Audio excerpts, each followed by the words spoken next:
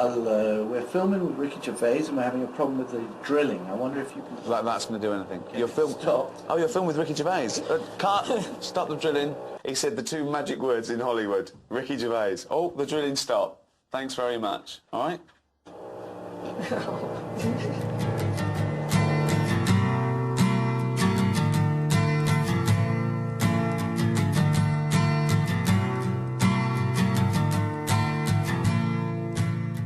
I can't imagine why he'd want to speak to me for Channel 4. No disrespect. I know that he doesn't like interviews, or I think he's quite a grumpy man. You know that he's seen The Office and Extras, don't you? He told me he'd seen it. Yeah, definitely. He's not going to go, oh no, I thought, no. I thought it was Billy Connolly. Okay, good. The Office has made Ricky Gervais a global comedy star. It's shown in 80 countries, and its DVD sales make it the most successful BBC comedy export of all time. Extras has also gone international. He's the only British comedian to write and star in an episode of The Simpsons and win a Golden Globe. But he's turned down lead roles in Hollywood and multi-million-pound commercial contracts. So how does he cash in on worldwide stardom? He meets his heroes. And I'll have a vanilla... one of the vanilla bullshit things, you know, whatever you want, some vanilla bullshit, latte, kappa thing, you know, whatever you got. Larry David co-created the most successful sitcom in history. Why don't they have salsa on the table? What do you need salsa for? Salsa is now the #1 condiment in America. Do you know why? Because people like to say salsa. Excuse me, do you have any salsa? We need more salsa. Where's the salsa? No salsa. The show, which was written by Larry, regularly got 30 million viewers.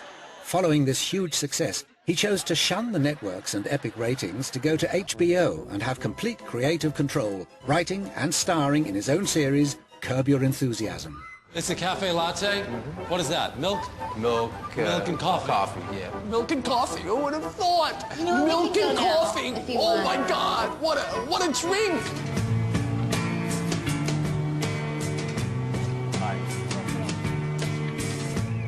This limo's getting wolf whistles from other cars. This is so beautiful.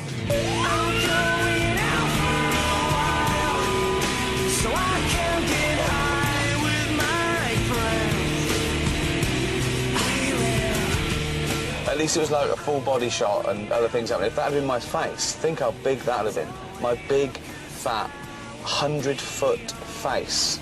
That would have been scary. I'm thin in America.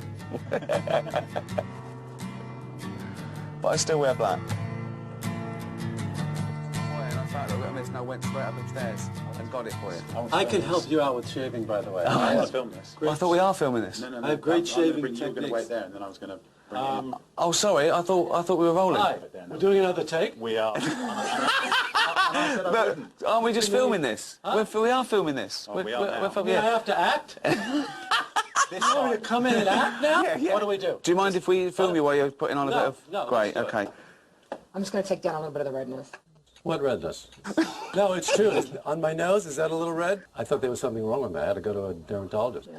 Is this weird? Two men just talking about their skin condition while being filmed, being made up? That's all right, isn't it? You know, two men as secure as we are. Absolutely. I don't think it's a problem. Maybe we're metrosexual. Are we? What's that? That's a guy who's very involved with creams. and moisturising. Heterosexual, but he takes very Absolutely. good care of himself, good grooming. He thinks nothing of a Brazilian. And I like to be as spick and span down there as any woman you're cared to meet. I have to say, I haven't used the word Brazilian in my life.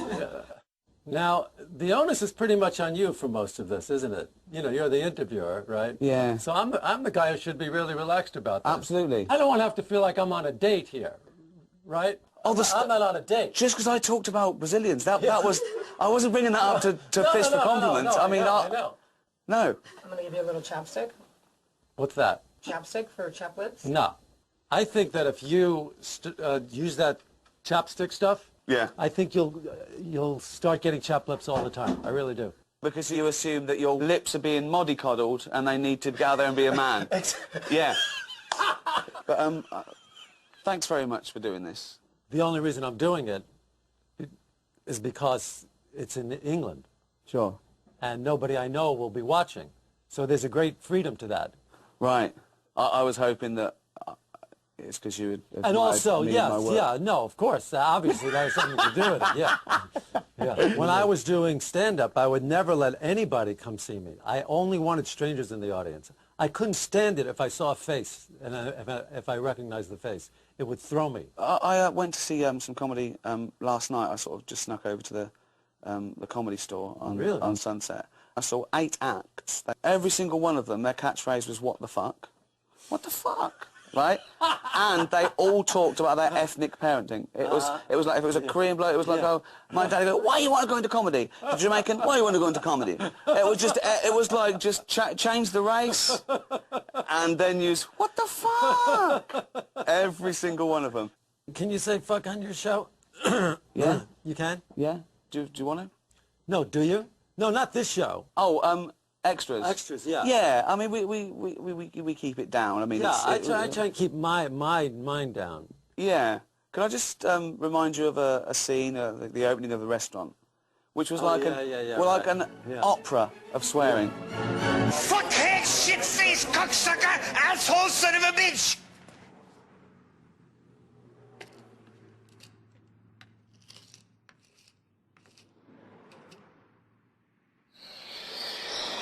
Maybe one day I'll get a chance to do something good for somebody like that. Scum-sucking motherfucking whore! Cock! Cock! Chisholm! Grandma! Cock! Bum. Fuck, turd, fart. Cunt, piss, shit, bugger, and balls! Damn it! Hell! Crap! Shit! You goddamn motherfucking bitch! Fuck you, you car wash cunt! Now, car wash cunt is poetry. That's she came up with that. I didn't. What do you think about swearing in comedy? 'Cause I don't like to abuse it at all. I know just from doing stand-up that it's the easiest way to get cheap and easy laughs. I think it can be funny. It definitely makes anything funnier. It does. There's no doubt about it. Once you inject a fuck into your speech, it makes it funnier. It gives it an emphasis, and it gives it a shock. What did you have? I am afraid to say I had an ace high. Ace high? I know, but I got it. How could you not go in with an ace high? Oh, you cunt! What a cunt! I can't believe that you didn't go in with that. I just thought that she had What a hand! That's a great hand for this game. Wow. Who are your comedy heroes and influences? When I was growing up, I loved the Bilko Show.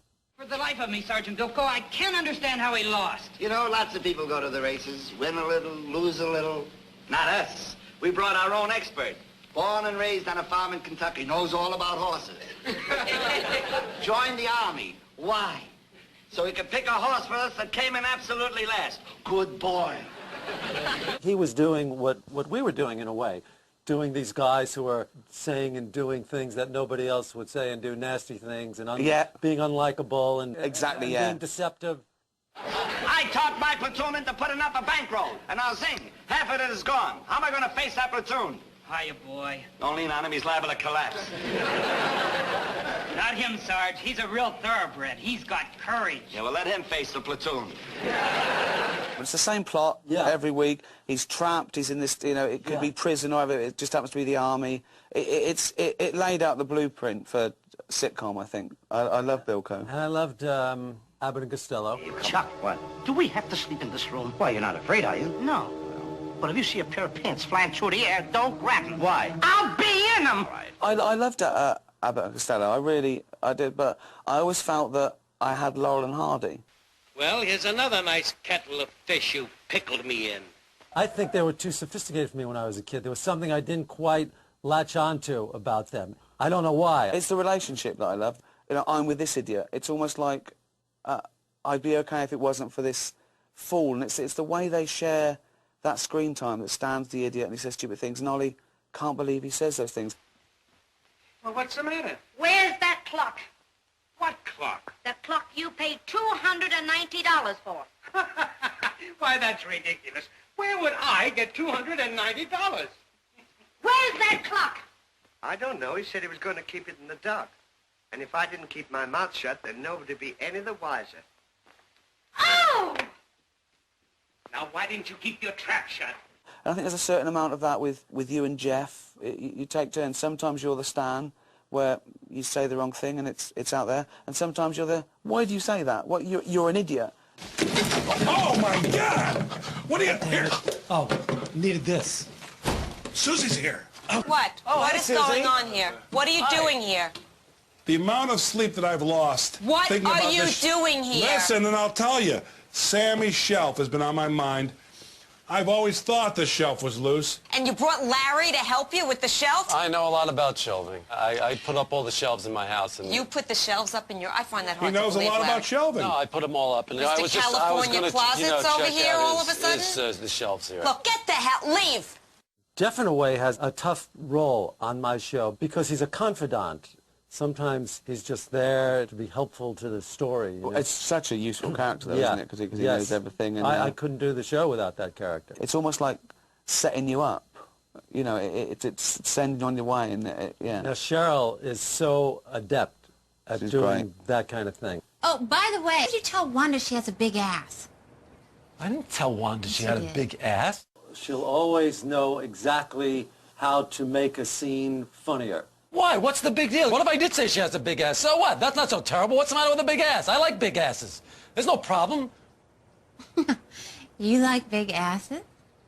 I don't mind a big ass. I mean, no, that's not necessarily no, big. This is interesting. No, what? You love big asses? No, I don't love big asses. How big do you like them?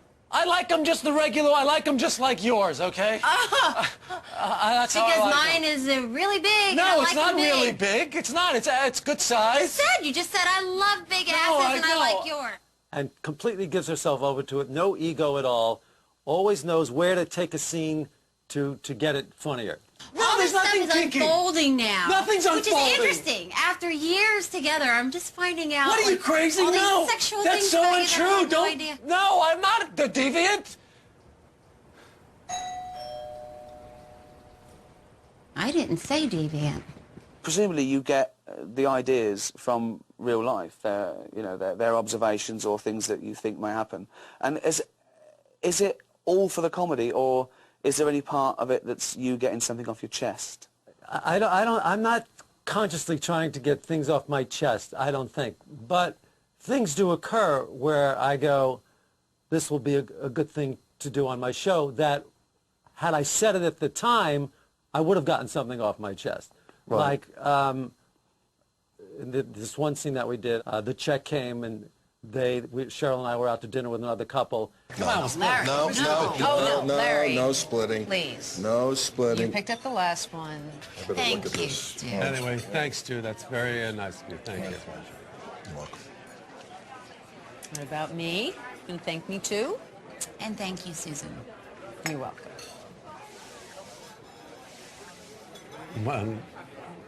Why do I have to thank you? For dinner that my husband and I treated you to? Oh, I thought he treated me to it. Stu pulled out the credit card and put it down, yes. Yeah. So I thanked him. And he's using our money to pay for it. So you could thank us. We're taking you out to dinner. Well, you can call it our money, but just for the sake of discussion, he's the one who goes to work and earns the money. You don't work. So something like that came up in my life. You know, I thank the wife. I'm not a sociopath. Of course. I can't say that, you know. But I knew immediately that this is something I want to do on the show. So in that sense, yeah, it is a way to get things off my chest. The trouble is that I have with watching Curb Your Enthusiasm is that I agree with everything Larry says. Outside that sort of mild male autism where it's probably better that he doesn't always say what he's thinking, I think he's right. Well, that's why I like that Larry so much better than this Larry. It would be great to be like him, wouldn't it? Wouldn't it be Freedom. great? Yeah. The freedom, not burdened by conscience. Absolutely. Not ringing people up and going, I'm so sorry. Just going, no. Yeah, he's happy, that guy. Look what's going on with this kid. Wow. Honestly, it's huge. It's a bigger penis than mine. He's got a bigger penis than me. We all have the good thoughts and the bad thoughts, but you know, nobody ever expresses the bad thoughts. We just think them and we don't say them. Yeah. But the bad thoughts are funny. I saw your son at the pool. Yeah. Kid's got some penis on him. It's pretty good. What are you saying? Your son. His penis. Wait, what are you saying that before? Hey, it's a compliment. What's the big deal? What's the compliment? Well, how's it bad? How's it bad? He's got a nice big penis. So what? Well, I'm not talking about your wife's tits. I mean, this is rude. You can say my wife has nice tits as long as it's complimentary. And when you come back and you say that, you know, it's, I mentioned his kid's penis, she says, Why would you do that, Larry? and you say, and this sums up what I think a comedian's mind, you say, I took a risk. And that's what comedians do. Sometimes you think, well, mate, you know, it might go down well, it might not, but I just say it. I mean, that's how we're all going through life, isn't it? Just not saying what we really want to say. We're going through life compromising. Exactly. For the good of everyone. Right. Yeah. I suppose that's why people like yourself don't compromise in your art. That's where no one can get hurt. It's up to you. Art, you're allowed to be a complete fascist. There's no, what about me? It doesn't matter. I don't care about you. This is you do your own program. I'm in charge of this. There should be no compromise in art. I think it's because there's I don't know about your case, but in my case, I'm such a liar in my life. Not really. Well, lying about or keeping things to myself. I see what you mean? Yeah, not really telling my true feelings. That I feel like I want to go completely the other way when I have the opportunity. And that's why you create superheroes like Larry. Well, I think if you're any good, you kind of have to have a compulsion to tell the truth. Absolutely. Don't you think? Absolutely. Yeah. And without guilt. Yeah. This is guilt-free truth comedy. Yeah. I think. The other one is when you know there's a terrorist attack. It's good intel. It's going to happen. Okay. My brother, his best friend, works for the CIA. And he got this information from the highest source possible that there's going to be a terrorist attack this weekend in L.A. Yeah. If there's going to be a terrorist attack, you should leave. Right. But Cheryl's got this event. Right. We got to get out of here. Yeah, you got to get out of here. Actually, this weekend is a big NRDC benefit that we've been working on for months, and Alanis Morissette is going to be there. I mean, I'm thinking out loud. Why don't we call the terrorists and ask them, could they pick another weekend that's more suited for you? No, we'll postpone the benefit. Let's get out of here. I thought I'd never say this, but Larry's right. And it absolutely sums it up, where Larry, he says the thing that's on his mind. It might not be the right thing to express, but he's totally right morally.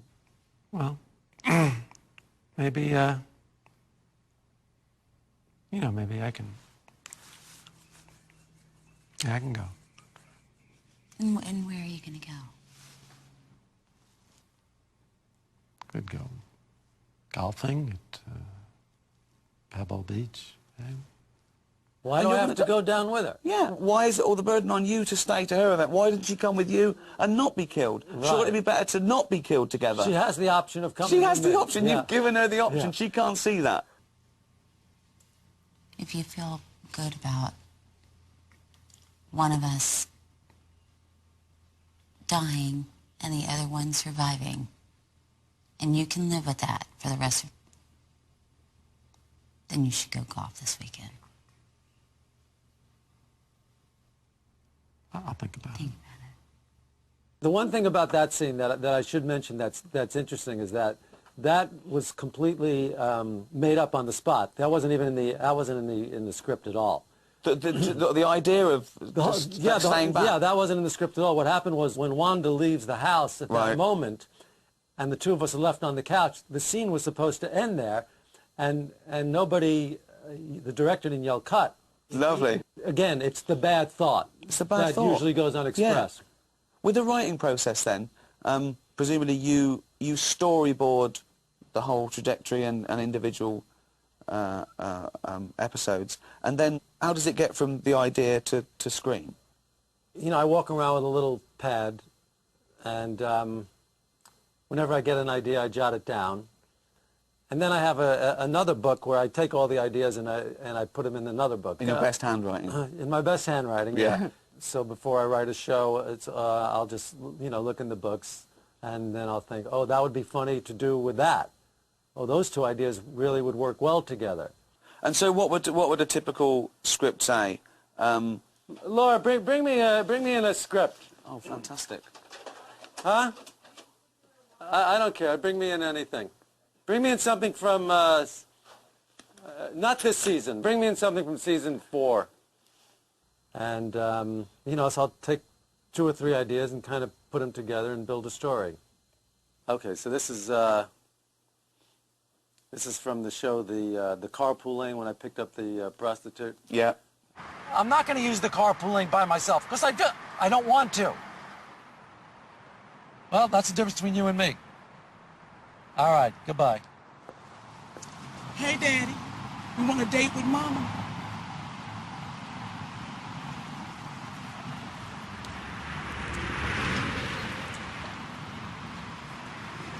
Get in the car.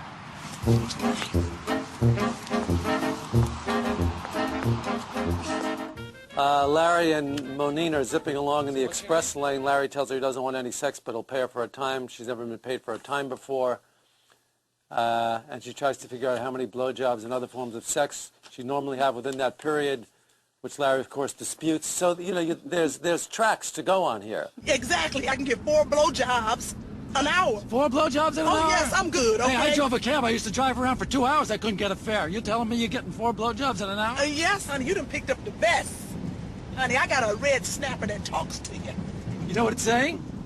I'm charging way too much. There's actually more there than I imagined, because it's like you're laying down the jokes, really. You're laying down the structure and the tram lines for the humour. Yes. And then do you pretty much know what you're going to get by the end of it? You know, if you've auditioned the actors, you've seen it at the audition, so you're confident that you'll get it, and you normally do. Is any of your shows improvised? Very little. You see, that's what's so great about it, because it looks like it is. You know, it's all about writing and casting, isn't it?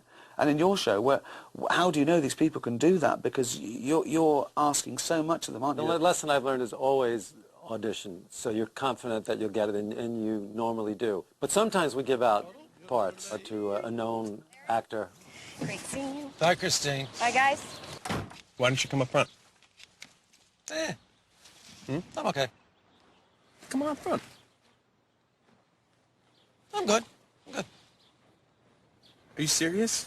Yeah, why? What's the difference? Larry, I'm not going to drive you around like I'm your chauffeur. Get in the fucking front seat, all right? You're not driving me around like I'm a chauffeur with 2 minutes from the rehearsal hall. You know, what kind of person asks another person to drive them around like this? This kind of mentality is what's... Well, what kind of person is so insecure that they have to make somebody move into the front seat so they don't think that they're driving somebody around? No, the kind of person that's so insecure that needs to be driven around in the back seat, subliminally telling me that you need me to drive you around. Leave my seat. Go into the front seat. Because I asked you to sit in the front seat of my car, and it's my car, and it's my car. I make the rules, okay?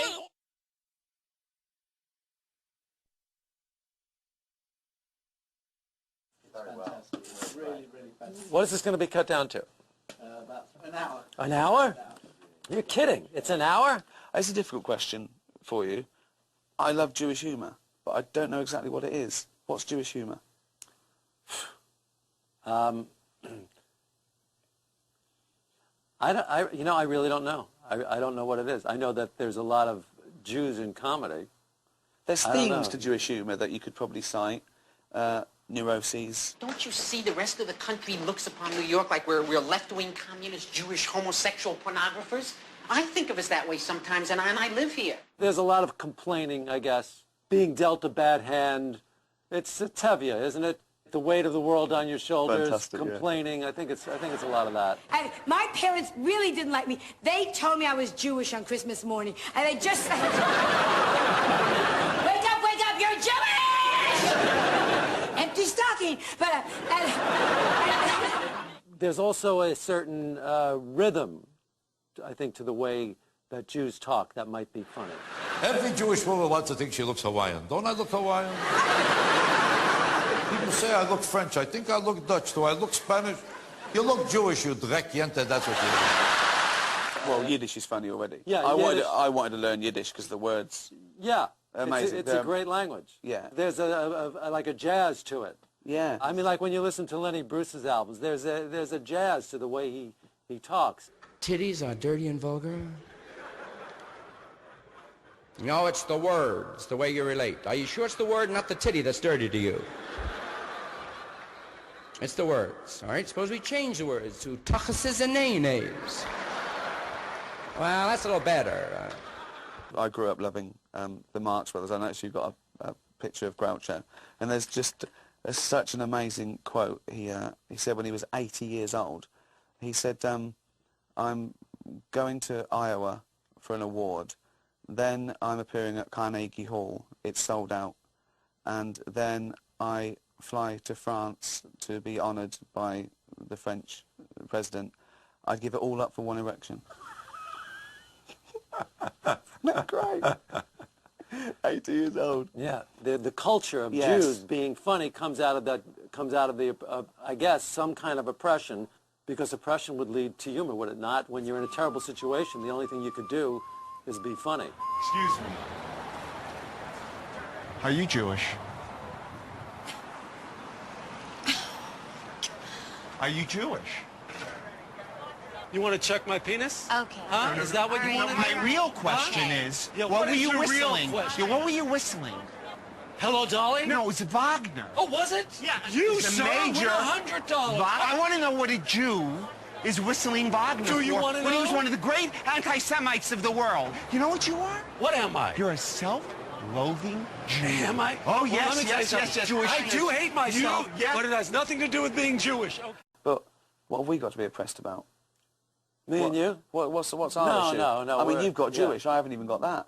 Yeah, right. What's your thing? Nothing. I'm a white, middle-class bloke from England. I get annoyed at people eating too loudly, or a waiter not looking at me immediately, you know, or... Asking somebody the time and they go, you know, like they're doing you a big favor. Really Yeah. annoys me. Yeah. And also, if there's two people, you bump into each other, Yeah. right, it's equal. We weren't looking either. I go sorry, they go, well, hold on, Yeah, it's the same exactly. for Yeah, you both hit of me us. too, I What know. are you doing? I know. Yeah. And that makes my blood boil, which is Right. weird. That's Right. all I've got. Yeah. No one's dying, no one's starving, I Right. haven't got any fatal diseases, but a waiter's got the Yeah. television on too loud, and he's not even, well, it's not for you, you know, and barman have the television on. I was just getting to the age where I could ask, right?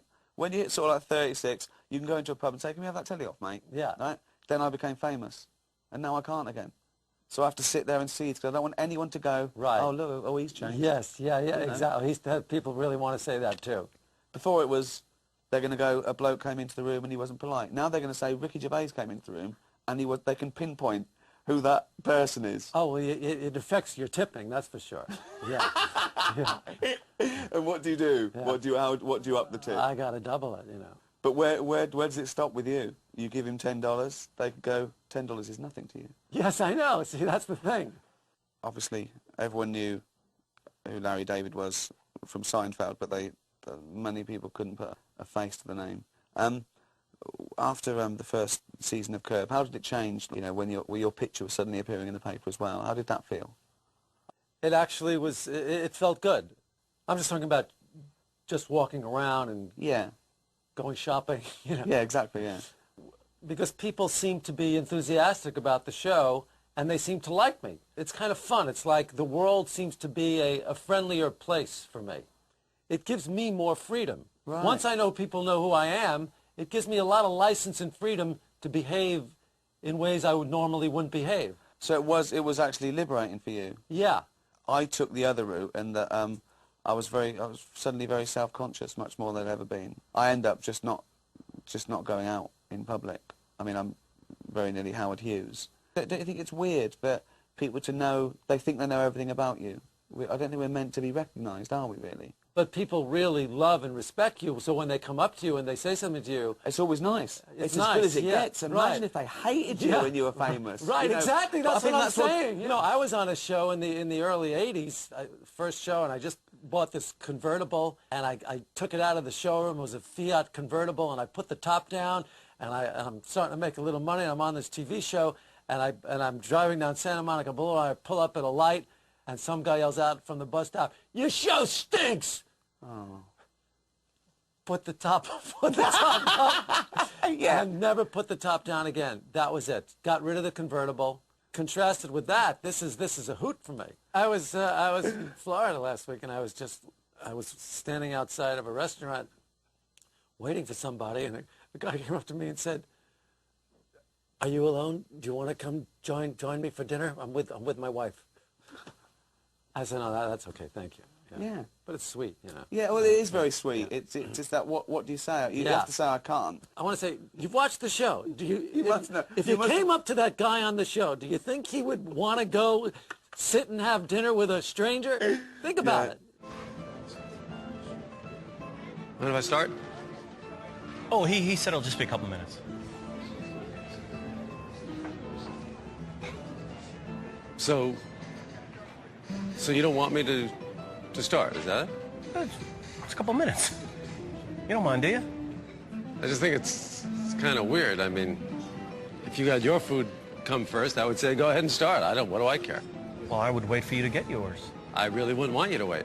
I'd be uncomfortable if you waited. Well, I'd feel it would be polite to wait for your food to arrive. I think it's kind of impolite to prevent a person who's hungry from eating. Yeah, but we're supposed to be having lunch together. I mean, Well, we that's are what I having bought. lunch. What's the difference? Do we have to start at the exact same time? I don't get that. Well, I don't see why you can't wait 2 seconds for your cold sandwich. It's not like it's even hot. Well, I don't see why you care if I take a bite of my food. How does that bother you? Because we're having lunch together. So what? The two of us.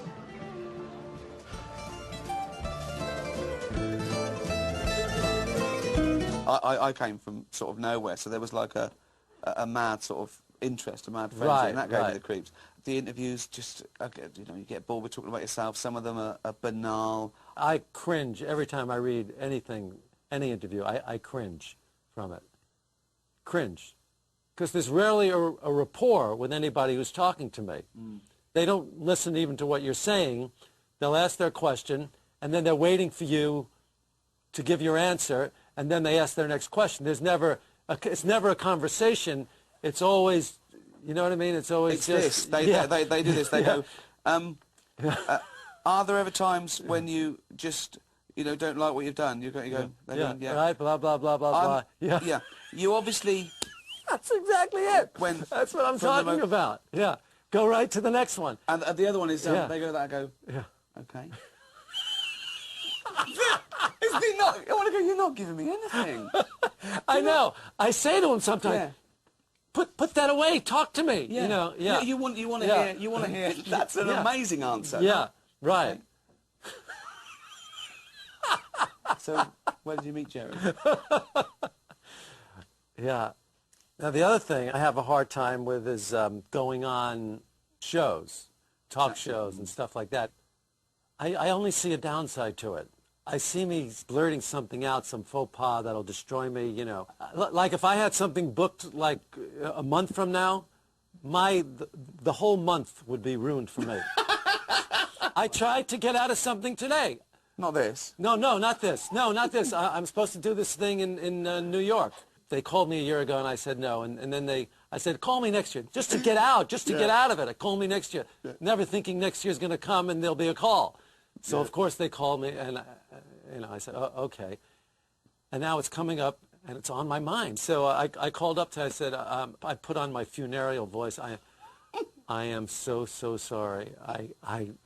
I cannot. I'm sorry. I cannot do it. I've got a lot of problems right now. I just can't. I can't do it. I can't. I'm so sorry. I'm so sorry. And for 15 minutes, I told how sorry I was. Okay. It made me feel so guilty. Then called me back. I just spoke to my boss. You have to do this. I said, all right. Okay. So now I'm doing it. And now the next 2 months are ruined for me. Yeah, it's true, because I will never have a day now where I don't think about having to go and do that now. Not one day. I won't have one day for the next 2 months. I'm serious. That's all I'm going to think about. Everything's ruined. Yeah. You just forget about it for a while, and you have a lovely meal. Then Yeah. little adrenaline rush, you go, oh. I know. Exactly. Oh, yeah, now it's only a month away. Yeah. My old profile in this interview, I feel like I'm all profile. You're seeing the whole big nose, all the whole thing, huh? Now, are you being funny there? No. Do you know you're being funny all the time? Were you funny as a kid? No, not especially. No? I don't think I was.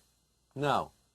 I would do stuff for the family, little, performance kind of stuff, Elvis and stuff like that. You know, I'd come in and do Elvis. But I wasn't witty, I don't think. I think you have to be a certain age to be funny. Yeah. So few people under 30 are funny. You have to discover when you're inadequate in order to be funny. And Absolutely. you don't know you're inadequate Who when wants you're to a see kid. feasibly good-looking, clever, popular people doing things brilliantly? Absolutely. Who cares? Yeah. I started to become funny when I realized I was inferior and inadequate. Mine was when I got fat.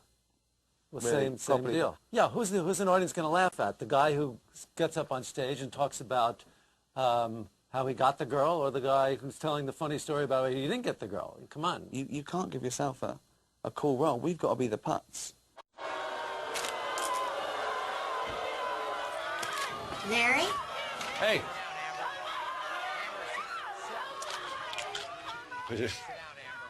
Just a little bit. I asked you to be ready when I got back. Well, Have you even moved since I left this morning? Yes, of course. What are you talking about? I got up to tip room service.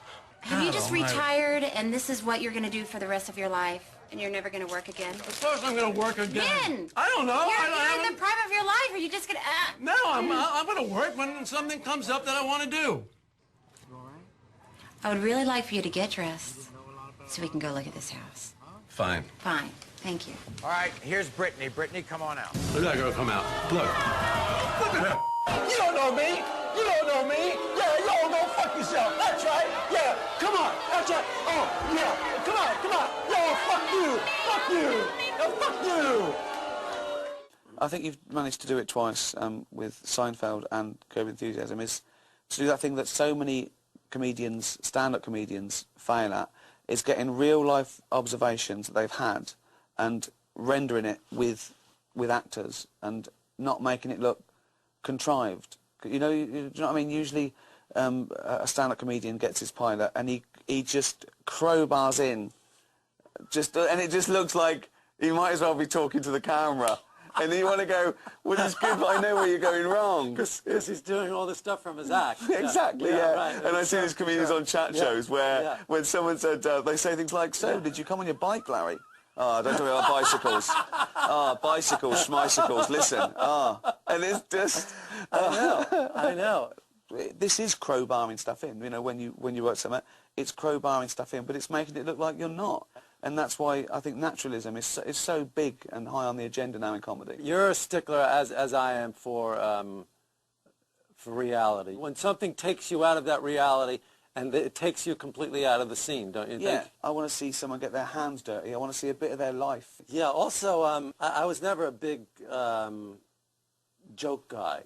No. You know, because, I mean, that's the one thing about so many shows, is that everybody's saying all these funny things, right? The audience is laughing. Yeah.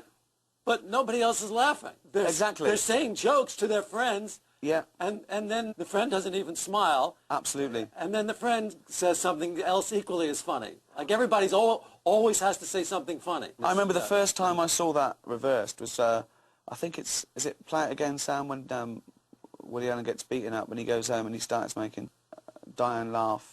You got into a fight? Yeah. With who? Some guys were getting tough with Julie. I had to teach them a lesson. Are you all right? Yeah, I'm fine. I snapped my chin down onto some guy's fist and hit another one in the knee with my nose. Where's Julie? Oh, she ran off with the leader. I think they're getting married. They're heading for Mexico now. I never would have worked between Julie and me because she's Protestant and I'm Catholic, and there's a great religious abyss between my... Listen, who were these guys? Oh, they said they were hairdressers. Hard to believe, though. I think you want us to call a doctor? No, I'm fine. I could use a 3-foot Band-Aid until the pain subsides. She's laughing and my sex life is turning into the petrified forest. Very funny. You know what? You're very good at it too.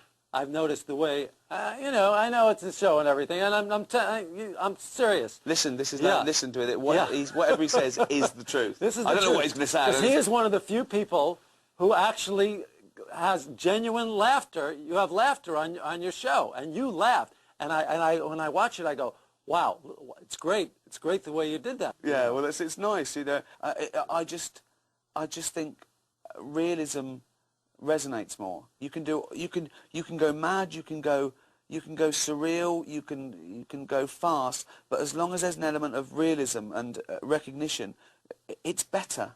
It's like one time I went out with this bloke and we were in the pub and we were playing the quiz machine and it was for a fiver and the question came up, who discovered America? And I just panicked and I said, Columbo. Oh, see, you're laughing because I'm stupid. No, it's an easy mistake to make. They sound the same. That's what I thought.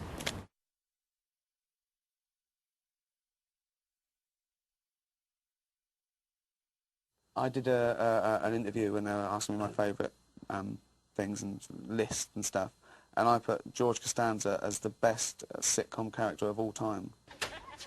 Hey, when are you listening to? My show from last night. Oh, you taped it? Yeah, I was doing some new material. Hey, did you ever do that thing on the toes that I said? Huh? You know how, like, the big toe is like the captain of the toes?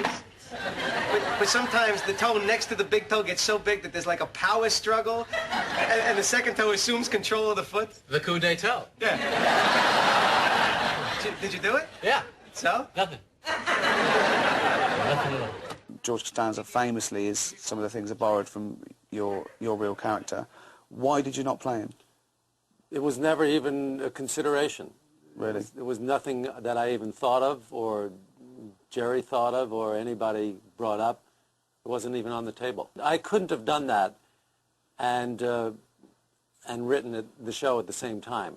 It would be too hard. I couldn't do it.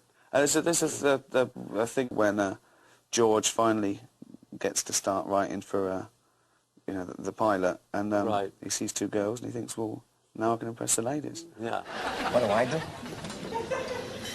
Well, actually, I'm a writer. In fact, I'm writing a comedy pilot for NBC right now. A sitcom? How can you write that crap? Carol! This guy's writing a sitcom. A sitcom?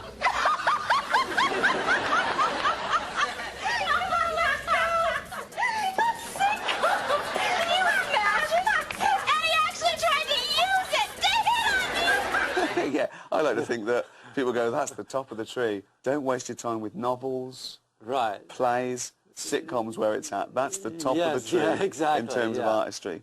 Is there anything you want to do in television outside comedy? Would you want to do a drama or a film? Oh, no, I would be completely lost, completely out of my element.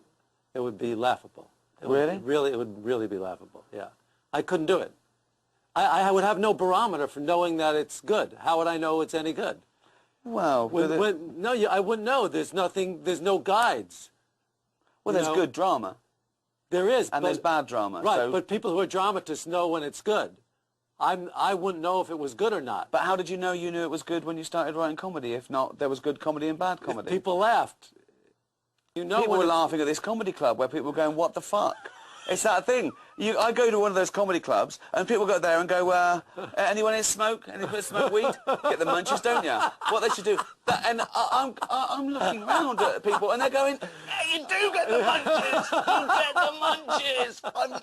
They're bursting. They haven't heard this stuff before. I know, it's unbelievable. I think, well, yeah. you're all idiots. Yeah. Just, forget it then. If you're saying what everyone's thinking, you're not doing anything. Yeah, there's a fine line there because you don't know. Are people laughing because they thought of it or because they thought of it and now they're hearing it? Or... Well, I think comedy has to be recognition, but it's absolutely pointless doing comedy to a room full of people that could just about do it themselves. What I want to do is I want to do things that nobody else can think of. Absolutely. You know what I mean? Absolutely. You want that's what you want to do. You know, so many times when I'm watching your shows, I'm going, I wish I would have thought of that. Oh, yeah. Oh, wow. You know what I mean? I suppose that I want the right laugh. I want to look around. Yeah. I want to look around and go, right, they're not laughing. That's a good sign. Yeah. That's good. I didn't want them to laugh. Right. I don't want you to laugh. I don't want you liking my comedy. Well, I had plenty of that when I was doing stand-up. I heard a rumour that sometimes you'd go out and you look at the audience and go, nah. Yeah, I did that. I did that once. Yeah. And was that heartfelt? That wasn't totally. a gimmick? That wasn't a gimmick. You looked I out. got up on stage, I looked out at the audience, I kind of took them in, I looked around.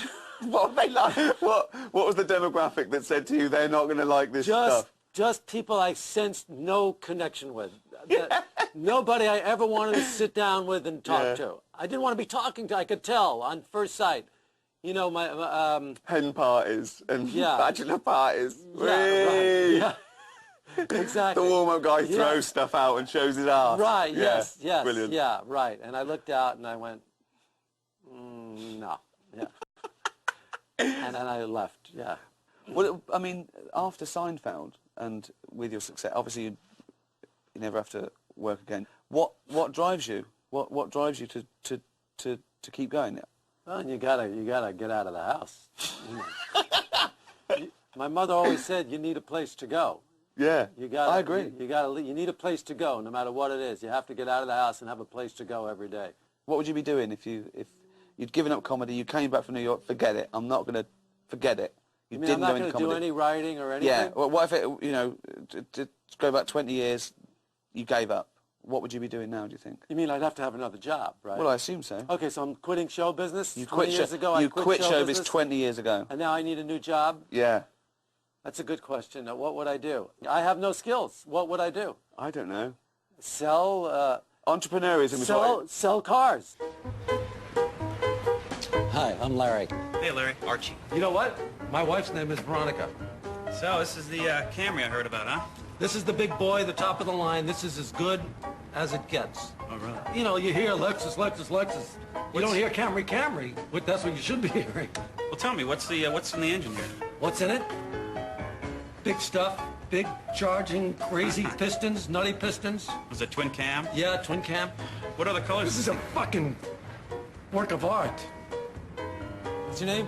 Shirley. Shirley? Yeah. That's my mother's name. A tilt wheel steering, which I really like. Does this car have that? Is it standard?